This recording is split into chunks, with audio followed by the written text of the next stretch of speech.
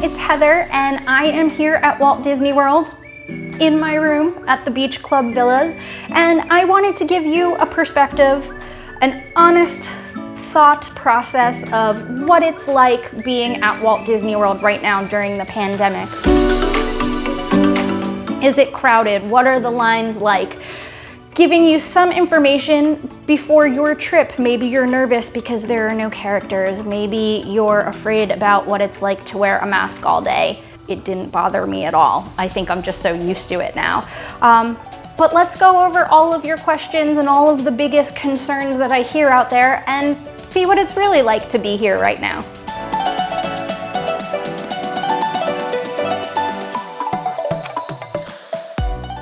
Okay, I made it to Orlando. The first thing that is different in times of this pandemic is that you have to go and get your own luggage from the Magical Express. They will not pick it up for you and they will not deliver it to your room, so you stop at the baggage claim and then bring it with you to the check-in center. How do I feel being at Walt Disney World during a pandemic? I feel really safe. I think Disney has done a fantastic job of spacing things out, keeping people away from each other, making sure everybody is distanced.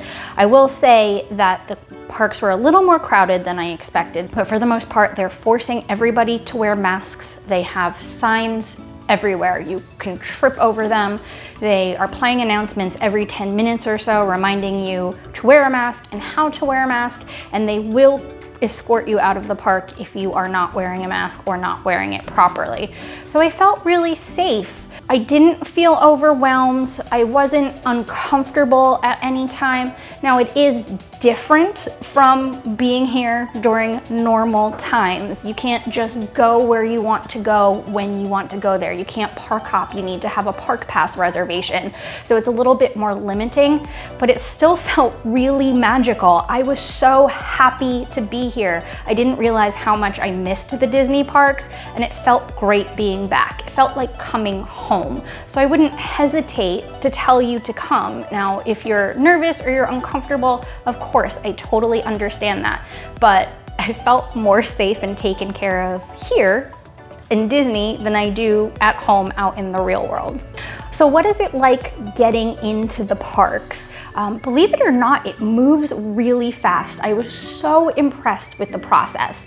So your first step is to get in line for a temperature check. Even if you see a long line, it moves so quickly. I think the longest I stood and waited to get into a temperature check line was 2 minutes. And then once you get up there, it is less than 3 seconds. They put the thermometer near your forehead and you're through. After you go through the temperature check, you're then gonna go through the security screening. 3 out of the 4 parks have this really fancy X-ray machine now, so you're not going through metal detector, you're not having to have your bags checked because that would take too long. So really all you're doing is walking through, holding your backpack or any bags in front of you, and you just go. And then you go through the turnstiles. I would say it takes all of 1.5 minutes for you to get through all of those steps, and that's only if there's a line. It moves so quickly, and I've been so impressed with it. So one thing I've noticed that they've been doing because of COVID is taking out all of the interactive cues. Some of the things that they've put in over the last few years to kill time while you're waiting in line and keep you occupied. So behind me is the line for the Haunted Mansion. The interactive queue here is closed, which is kind of a bummer because it just looks really cool. Also, the stretching room in the Haunted Mansion is not open because, of course, they can't properly social distance, so they use it as part of the queue, which means you get on the ride faster, which is great, but it does take away some of the magic. This is one time that I really feel like the magic is missing because you're waiting in such a long line and being socially distanced, but you're not getting any of the special touches. But you'll see over here, there's partitions up, so you're not next to people. Physical distancing, there's line spacing everywhere, so it's easy to stay away from people. Let's talk about the transportation. I think that it's important to note that Disney is doing a fantastic job of spacing families out so that you're not on top of each other. So for example, the buses are only allowing a maximum capacity of 20 passengers per bus. They have partitions up between areas for each party, so you're not sitting next to each other and you're not breathing on each other. They're even blocking off certain seats so you're not sitting across from each other. For the Skyliner, it is only one family per cabin, so you're not sharing a Skyliner gondola with another party, which is great for distancing. That will mean there are some lines at bus stops and the Skyliner stops, especially in the mornings when everybody is trying to get to the park. So please, please, please allow yourself some time. I would say at least an hour ahead of time to get to where you're going. During the day, buses are running pretty regularly. I haven't seen any lines in the afternoon at the Skyliner stops, but it's something to note that transportation is taking a little bit longer than it has in the past because they are allowing less people on them. And here is a pro tip for you.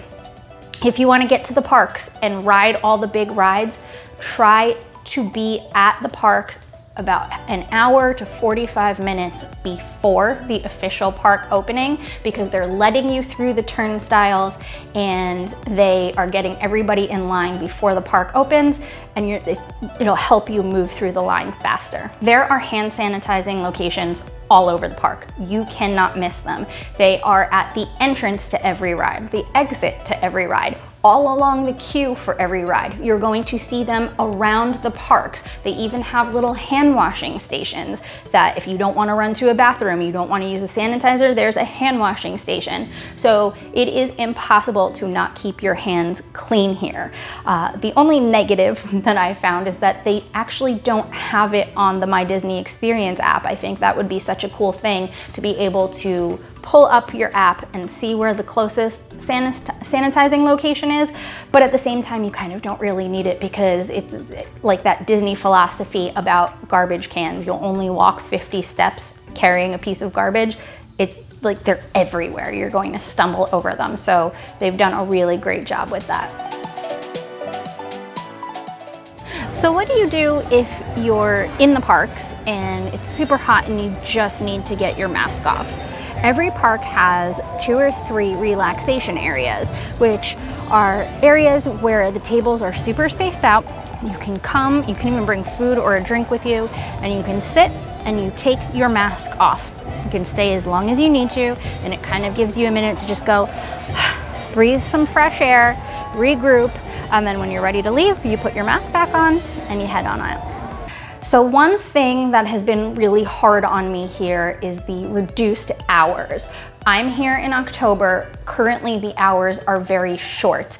Epcot, for example, isn't even opening until 11 a.m. and then unless it's a weekend, it closes at 7 p.m. And while that sounds like a long time for a park that doesn't have many major attractions, you are standing in line for a long time to get on Test Track and Soarin' and Frozen Ever After. So it's a little frustrating to be able to fit everything in that you want to in such a short time.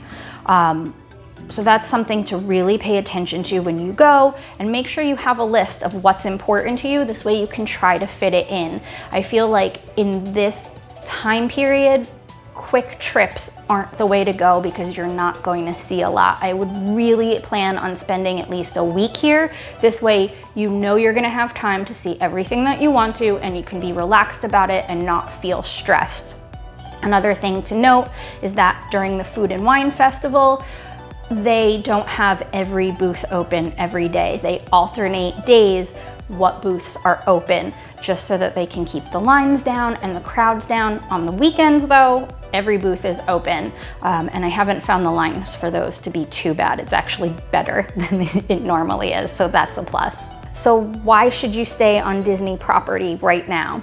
I think that besides all of the normal perks of, being closest to the parks and things like that, the #1 reason why you should really stay at a Disney resort right now is not only ease of transportation and not having to worry about getting back and forth, but it's the park pass system. Disney resort guests have access to more availability than anybody else. So if it is important to you to get into certain parks on certain days, your best bet to make that happen would be to stay at a Disney-owned resort. So the pools at Disney are taking precautions very seriously.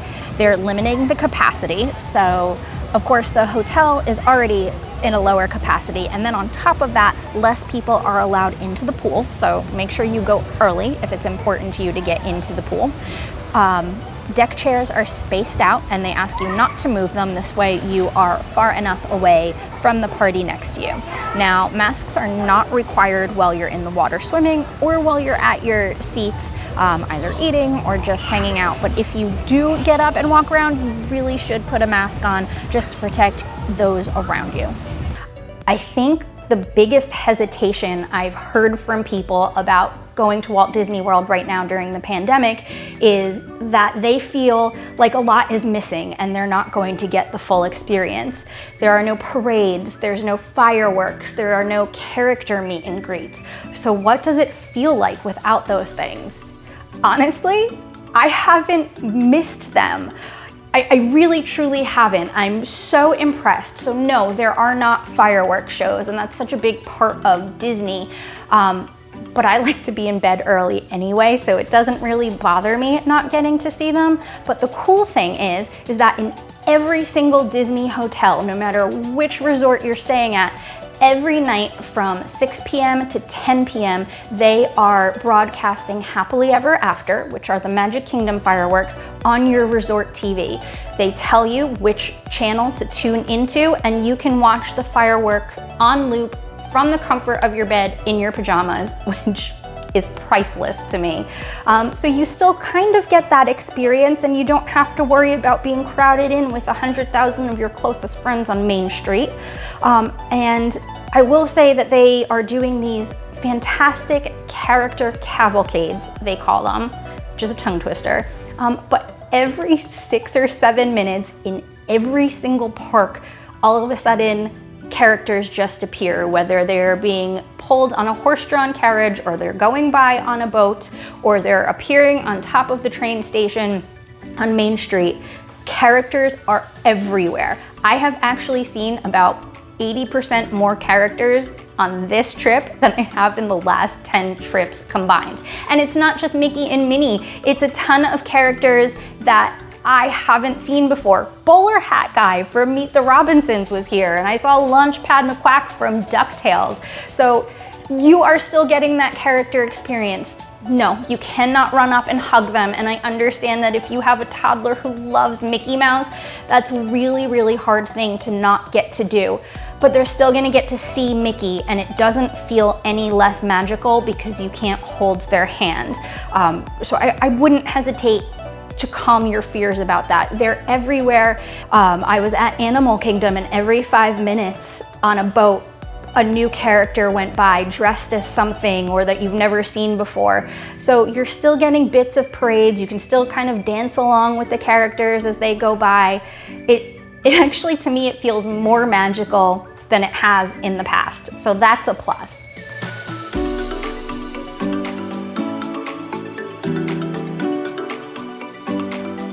So there you have it. That's what it's been like for me, my perspective on being here during the pandemic. I've honestly had a great time. Yes, there are some things that feel different. For example, no international cast members at the World Showcase, but it still feels magical. It still feels like a vacation. It still feels like Disney, and I cannot tell you how great it feels to be back here right now. You know, if I didn't answer any specific questions that you had in your minds in this video, please just drop a comment below. I will be happy to answer it to the best of my ability. But I hope this really helped you kind of assessing the situation, seeing what it's like, and figuring out whether or not it's right for you to return to Walt Disney World right now. As always, please, please, please share this video with all of your friends and family. Please subscribe to my channel, hit like if you liked the video, and leave me a comment because I always love hearing from people, and I will see you soon. Bye.